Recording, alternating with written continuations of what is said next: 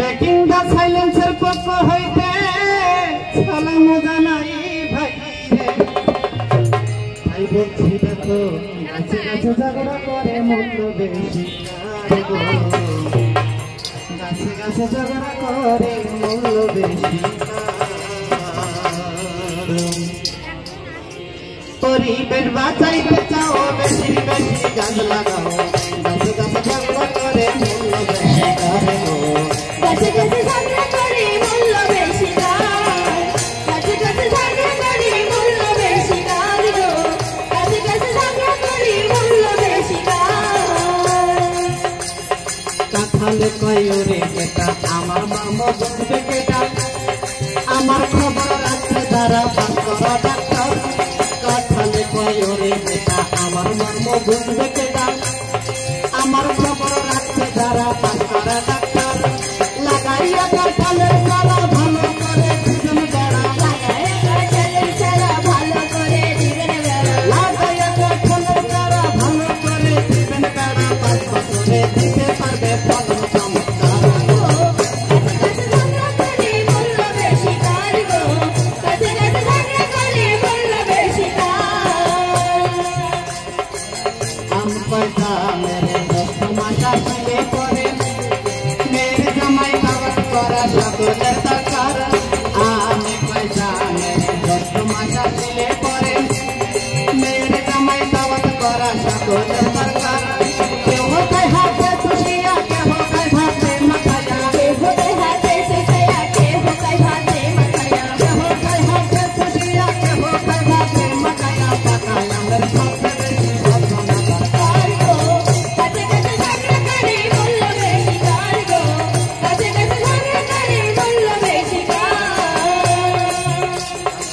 গ্রাম কয় আমি ভালো আমার ফল খাইতে ভালো আমার কাটিয়া করে ঘর বাড়ি তোলার গ্রামে কয় আমি ভালো আমার ফল খাইতে ভালো আমার কাটিয়া করে ঘর বাড়ি তোলার নিশু কয় আমি কিছু আমার মর্ম আছে কিছু কিছু কয় আমি কিছু আমার মর্ম আছে কিছু নিশু কয় আমি কিছু আমার মর্ম আছে কিছু জানি ভালো আমি কিছু সব জানা দরকার গাছে গাছে ঝগড়া করে মূল্য বেশি গাছে গাছে ঝগড়া করে মূল্য বেশি তাহলে কয় কিরে খেজুরে কয় বলবে আমার খেজুরে সকলের দরকার তাহলে কয় কিরে খেজুরে কয় বলবে আমার কাছে খেজুরে সকলের দরকার তাহলে কয় দুষ্ট বেটা আমার কোনো জানে কেটা তাই দোস্ত বেটা আমার কথা আছে তাহলে কয় দুষ্ট বেটা আমার কোনো জানে কেটা ভাদ্র মাসে চালের পিঠা খাইতে মজা তার গাছে গাছে ঝগড়া করে মূল্য বেশি গাছে গাছে ঝগড়া করে মূল্য বেশি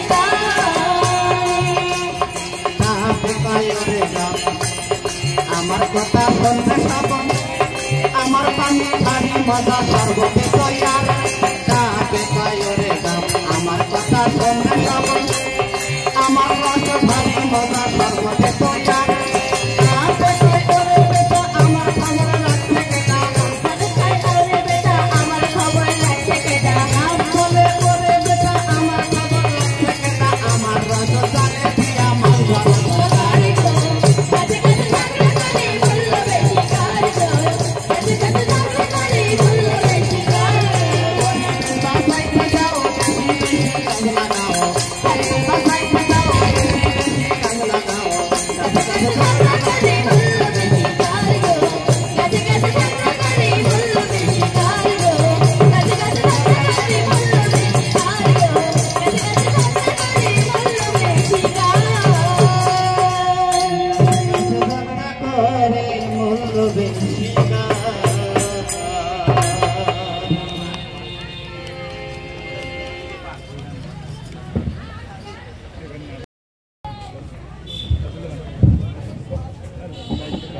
কবি মেলা দিন পরে তোর সঙ্গে দেখা হলো তা শুনলাম আস্তে আস্তে ভাবি নাকি অসুস্থ জানিস কবির এই বন্যায় ঘর বাড়ি সবকিছু ভেঙে যাবার পরে মেরামত করে আসতে না আসতে হঠাৎ তোর কথা মনে উঠলো, তাই ভাবির কথা শুনে চলে আসলাম। তা ভাবির কি হয়েছে ভাই? ভাই রে, তোর ভাবি পোয়াতি ছিল, হঠাৎ অসুস্থ হয় পড়ায়, তাৎক্ষণিক ডাক্তার দেখাতে না পারায় ছেলেটা আমার মারা গেল রে। ছেলেটা আমার মারা গেল। কবির, দুঃখ করিস রে ভাই। তা তুই ভাবির ঠিক মতো ডাক্তার দেখাসনি? ভাই রে, কমিউনিটি ক্লিনিকে নিয়ে গিয়েছিলাম, কিন্তু সেখানে কোনো ডাক্তার নেই।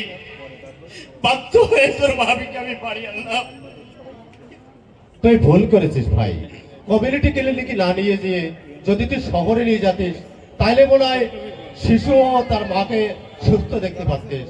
ভাই রে, তোর ভাবিকে যে নিয়ে যাবো শহরে, সে টাকা আমার কাছে ছিল না। আর টাকা জোগাড় করতে যেয়ে 2-3 দিন দেরি হয়ে যাবে, তাই তো আমি শহরে নিয়ে যেতে পারি। আমার বাচ্চাটাকে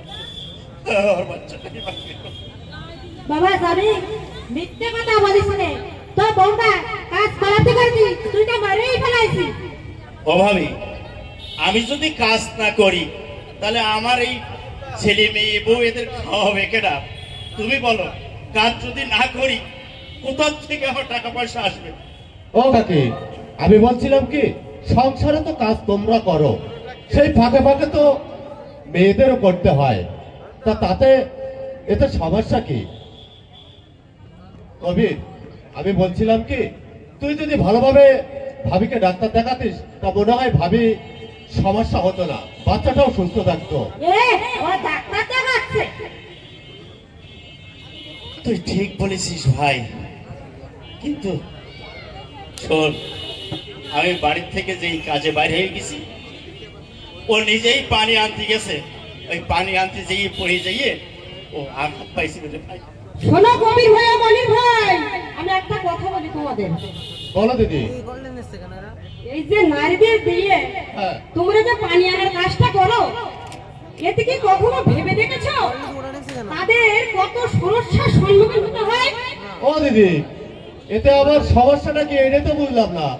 সমস্যা হচ্ছে, আমি এই তোমাদের এলাকা দিয়ে যাচ্ছিলাম ওই নদীর বাড়ি, হ্যাঁ। গিয়ে দেখলাম তার মেয়েটাকে লেখা পড়া বাদ দিয়ে বাড়ি বসিয়ে রেখেছে। ও দিদি, এই পেঁচাল মার্কা কথাবার্তা না বলে ভালো করে বলুন দেখে একটু শুনি।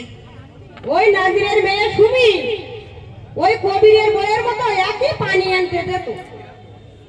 পানি আনতে ফেরার পথে কতগুলো বকাটে ছেলেরা আর আজে বাজে কথা বলছিল।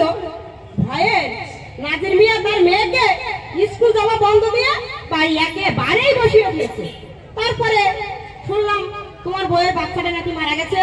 হ্যাঁ ভাবি, তাই বলি কি, তোমরা এই পানি আনার কাজটা তোমরাই করো, এতে বরং তোমাদের ভালো হবে। কবির, দিদি কিন্তু একেবারে ঠিক কথা বলেছে। এই যে আমরা পুরুষেরা এই সকালে কাজে যাই না, কাজের থেকে ফিরে এসে দেখি এই বাড়ির মহিলারা কেউ বাচ্চা নিয়ে সামলাচ্ছে, কেউ সংসারের এ কাজ ও কাজ নিয়ে সামলাচ্ছে। এতে করে আমরা পুরুষেরা যদি কাজ থেকে বাড়ি এসে যদি আমরা পানি আনি, তাহলে মনে হয় ওরাও কিছুটা লাঘব পায়। আর শুধু তাই না, আমরা সকলে মিলে এক জায়গায় বসে যদি সিদ্ধান্ত করি যে এই পানির সমস্যাটা সমাধান করার জন্য আমরা এক জায়গায় বসে যদি এই সরকারের কাছে আবেদন করি, তাহলে মনে হয় আমাদের এই পানির সংকটটা থাকবে না। তুই ঠিক বলেছিস ভাই। শোন, এই জলবায়ুর পরিবর্তনে নারীরাই অধিকাংশ সব ওই ঝুঁকিপূর্ণ পড়ে আছে। হ্যাঁ ভাই শোন, বিনা চিকিৎসায় আমার সন্তানরা যাবে হারালাম।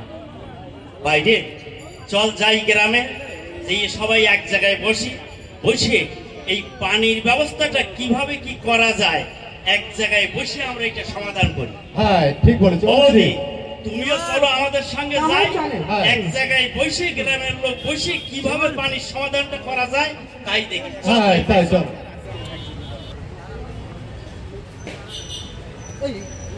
ভাই, মেয়ে আপনাদের পছন্দ হয়েছে? ভাই মেয়ে তো পছন্দ হয়েছে, কিন্তু মেয়ে তো অনেক ছোট, আর আমার বাড়িতে অনেক লোকজন, তাই কাজ কামও বেশি। এই মেয়ে তো কাজ কাম করতে পারবে না ঠিক মতো, তার জন্য আবার কাজের লোক রাখতে হবে। তাই বলছিলাম কি, যদি 5 লাখ টাকা যৌতুক দিতেন তাহলে আমরা এই বিয়েটা আগাতে পারতাম। ভাই, এই 5 লাখ টাকা আমার পক্ষে জোগাড় করা সম্ভবপর না ভাই।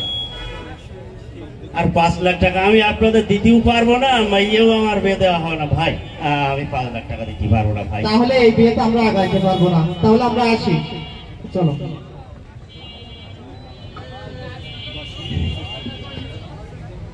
বাবা বাবা কিরে আমি একটু বের হলাম।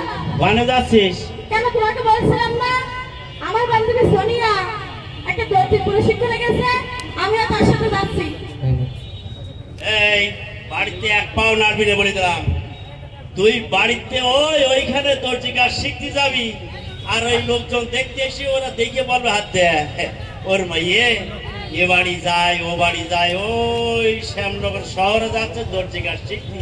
ওর চরিত্র ভালো না। এই আমার একটা হুকুম না পাওয়া পর্যন্ত আমার বাড়িতে যেন পা নাড়িস না, দিই খবরদার। তোর বলো সোজা করে ফেলবো একদম।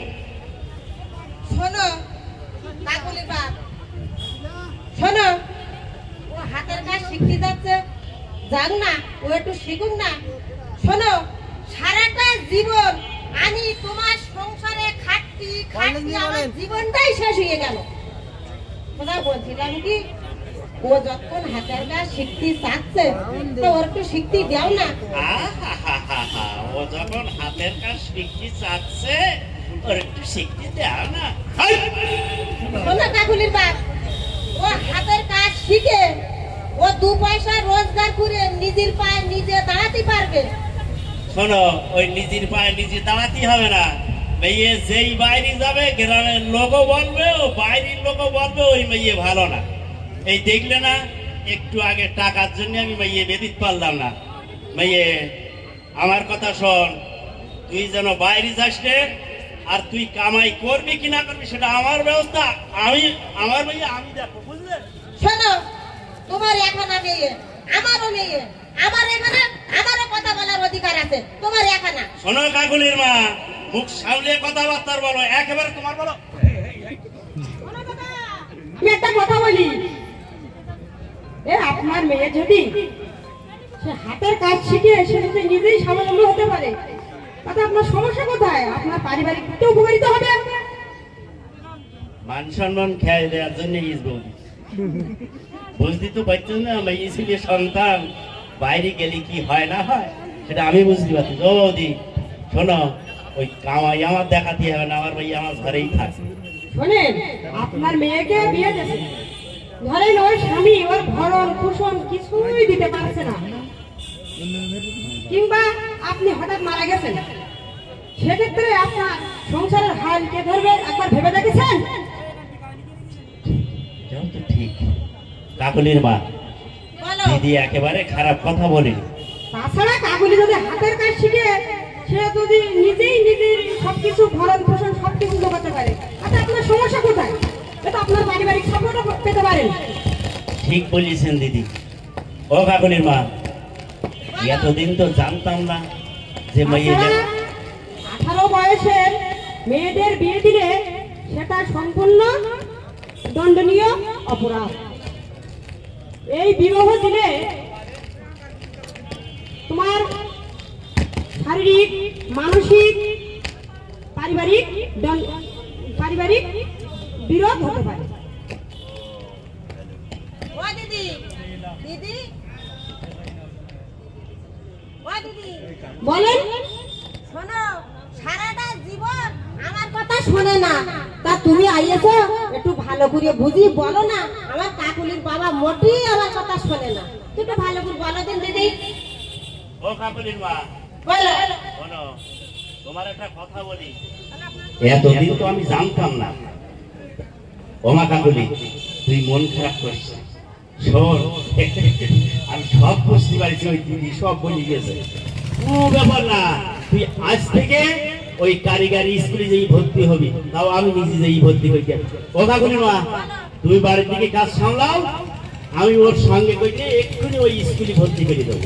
কারণ ওই যে দিদি বলে গেল না, ও যদি হাতের কাজ শেখে, আমি যখন অচল হয়ে যাবো, দুটো টাকা তো আমার সাহায্য করতে হবে। ও মা, তুই মন খারাপ করিস না, আমার সঙ্গে হাঁট।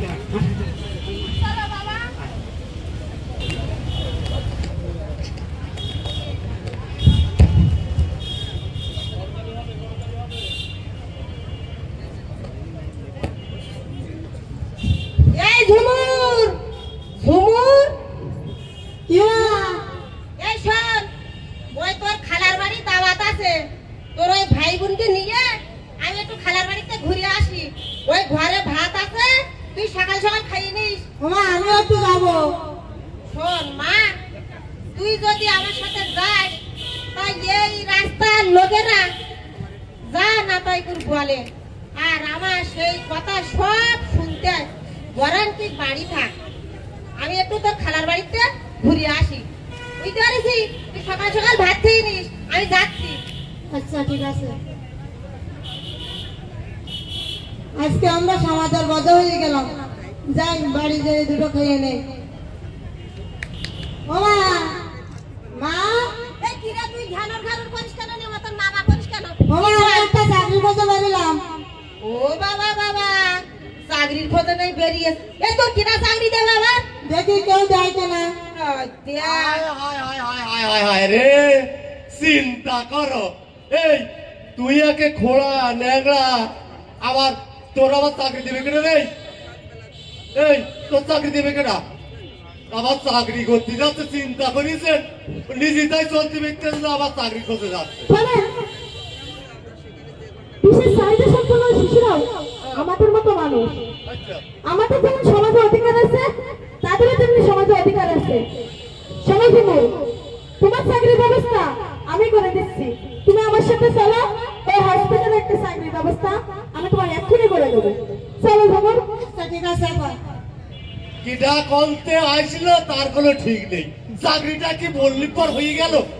আমি আছি, আমি দেখবো যে কি করে চাকরি করে। যেখানে চাকরি খোঁজে যাবে সেইখানে যেই আমি বাধাই দাঁড়াবো। আমিও চাকরি করতে দেব না, চাকরি করবে খোড়া নেগড়া মানুষ। অনেকদিন পরে তো তোমার সাথে আমার আবার দেখা সাক্ষাৎ হলো। তো তোমার ওদিকে হসপিটালে চাকরির খবর টবর কি? ভালো? আচ্ছা, খুব ভালো। আজকে আপনার প্রতি আমি খুব কৃতজ্ঞ। আপনি আজকে যে আমার কাজটা দিয়েছেন, এই আমরা একসাথে যারা কাজ করতাম তারা তাদের অমনোযোগী এবং দেরি করে আসে, তারা মনোযোগ দিয়ে কাজ করে না। আমার কাজ দেখে হাসপাতালের কর্তৃপক্ষ আমার প্রমোশন দিয়েছে। আর আমি তো এই পর্যন্ত আসছি শুধু তোমার জন্য। তাহলে ঝুমুর, চলো তোমার বাড়িটা আগে যেরকম দেখছিলাম এখন তো তাহলে অন্যরকম হয়ে গেছে। আরে চলো তো। আচ্ছা ঠিক আছে, আপনি যখন আইছেন চলেন গরিবের বাড়ি দিয়ে একটু মিষ্টি মুখ করে আসেন। মিষ্টি মুখের কোনো দরকার নেই ঝুমুর, আমরা তো তোমাদের মতো মেয়েদের নিয়ে কাজ করি। চলো ঝুমুর, তোমার বাড়িটা একটু দেখে যাই। আচ্ছা ঠিক আছে, চলেন।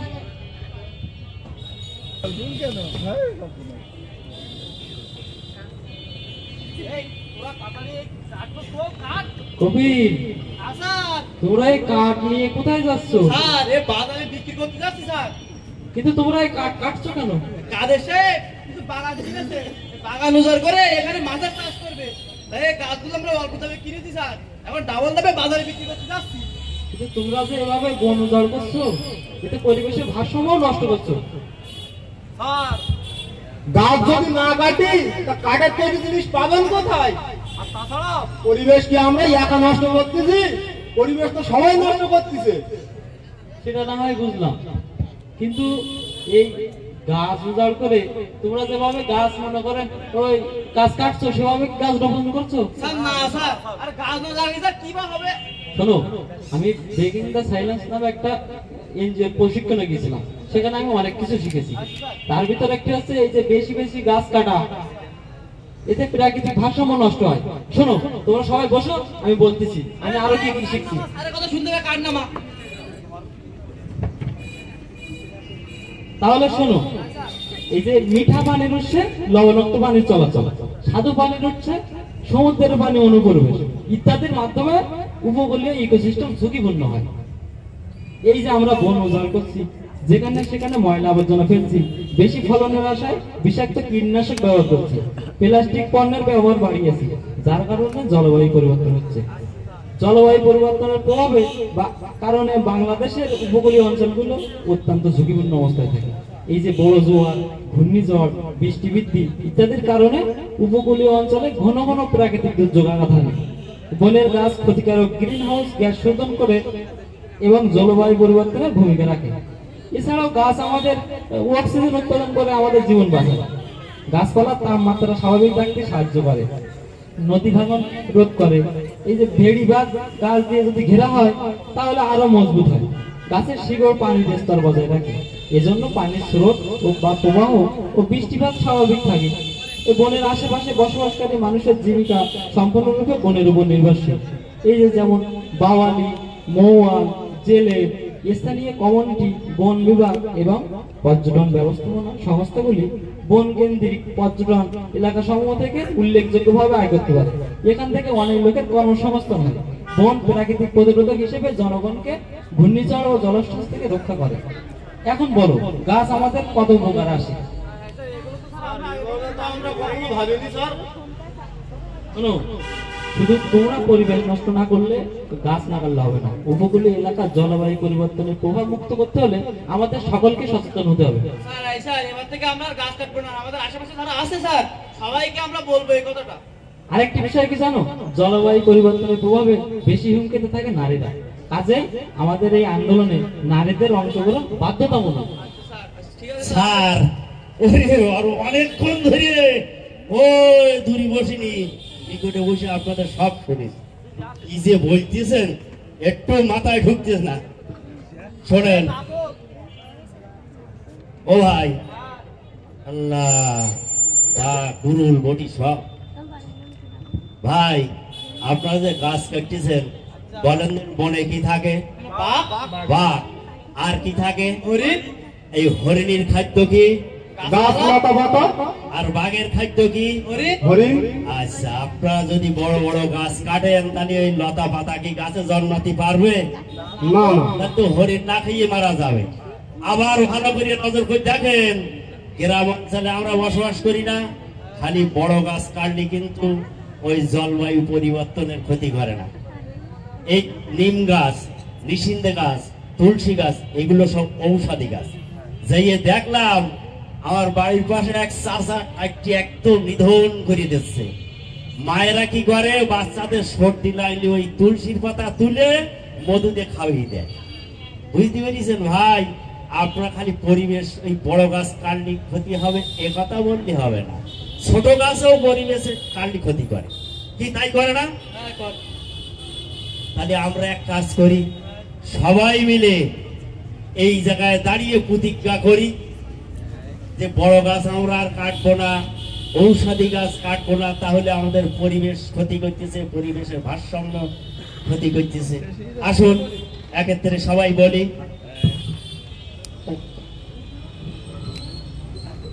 নাটক শেষ করার আগেই জয়িতা প্রতিবন্ধী নারী উন্নয়ন নাট্য সংস্থার নির্বাহী পরিচালিকা উনি আপনাদের সামনে দুটি কথা বলবেন।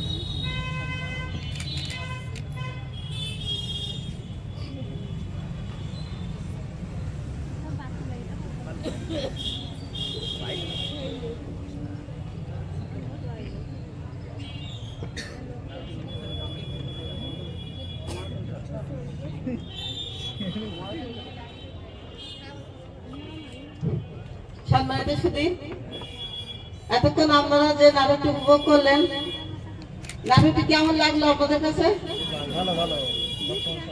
খুব ভালো লেগেছে, তাই তো? আমরা এই ধরনের বিভিন্ন পথনাটক করে থাকি বিভিন্ন এনজিওর হয়ে এবং বিভিন্ন জায়গাতে আমরা এই ধরনের নাটক কিন্তু নিজেরাও তৈরি করি। তো আমাদের বর্তমান যে সময় চলছে, যে জলবায়ু পরিবর্তন, সেই পরিবর্তনটাকে মাথায় রেখে বেকিং দ্য সাইলেন্সের ওদেরই তৈরি কিন্তু এই নাটক। তো নাটকটির ভিতর দিয়ে আমরা যে কি কি শিখলাম, যদি আপনাদের ভিতর থেকে দু একজন একটু অনুভূতি প্রকাশ করেন, তাহলে মনে হয় আমাদের মনে হবে যে আমাদের নাটকটি দেখানো সার্থক হয়েছে। এখানে হচ্ছে বেকিং দ্য সাইলেন্সের পক্ষ থেকে আমাদের ভাই আছে, আসলে যাদের সহযোগিতা নিয়ে আমরা এই পথনাটকটি এখানে প্রদর্শন করলাম। ভাই কিছু বলবে, তারপরে আমরা আমাদের নাটকটা এখানে শেষ করে মানে দুইটা গানে ফিরে যাব। ধন্যবাদ সকলকে। অনেক অনেক ধন্যবাদ জয়িতা প্রতিবন্ধী নারী উন্নয়ন সংস্থাকে, যারা এতক্ষণ একটি সুন্দর নাটক উপস্থাপনের মাধ্যমে আপনাদের মনোরঞ্জন করেছে এবং আপনাদের দৃষ্টি আকর্ষণ করেছে। আমরা ধরেই নিচ্ছি যে আপনারা আগের চাইতে আরো বেশি সচেতন হয়েছেন এই বিষয়ে। অনেক অনেক ধন্যবাদ জানাতে চাই উপজেলা প্রশাসন এবং উপজেলা সমাজসেবা কার্যালয়কে এবং তার সাথে DRRA যারা আমাদেরকে এই স্টেজটি উপহার দিয়েছেন, তাদেরকে আসলে একটা অ্যাপ্রিসিয়েশন জানাতে চাই। আমরা তাদের জন্য একটা বড় করতালি দিতে চাই না? অনেক অনেক ধন্যবাদ যে তারা এই ধরনের একটা প্রতিবন্ধিতা উত্তরণ মেলা নামে একটা মেলা করছে এবং যেটা কিনা একেবারে শ্যামনগরের প্রাণ কেন্দ্রে। অবশ্যই মানে কি বলে, অবশ্যই তারা ধন্যবাদ প্রাপ্তির উপযোগী DRRA এবং উপজেলা প্রশাসন যারা কিনা এতক্ষণ ধরে 2 দিন ব্যাপী এই মেলার আয়োজন করে যাচ্ছে। আমরা হয়তোবা দুপুর নাগাদ ইউনো স্যারকে পাবো, আমরা ধৈর্য ধরে থাকার জন্য একটু অনুরোধ করছি। আর 2টি গান হবে, গানের আগে যেহেতু যে নাটকটা দেখলাম আমরা সেই অনুযায়ী আমাদের কর্মকে যেন বিন্যাস করতে পারি, নিজেরা সেভাবে চলতে পারি, সেই শুভকামনা রেখে আর ব্রেকিং দ্য সাইলেন্সকে এতক্ষণ সহ্য করার জন্য সবাইকে ধন্যবাদ জানিয়ে শেষ করছি। সবাই ভালো থাকবেন। যে নাটক ছিল এসো সচেতন হই, তাহলে আমরা একত্রে সবাই বলি বেশি বেশি গাছ লাগাই, বেশি গাছ লাগাই, পরিবেশ বাঁচাই, পরিবেশ বাঁচাই, বেশি বেশি গাছ লাগাই, বেশি বেশি গাছ লাগাই, পরিবেশ বাঁচাই, পরিবেশ বাঁচাই, বেশি বেশি গাছ লাগাই, বেশি বেশি গাছ লাগাই, পরিবেশ বাঁচাই। পরিবেশ বাঁচাই। ধন্যবাদ সবাইকে। পরিবেশ বাঁচাইতে চাও, বেশি বেশি গাছ লাগাও।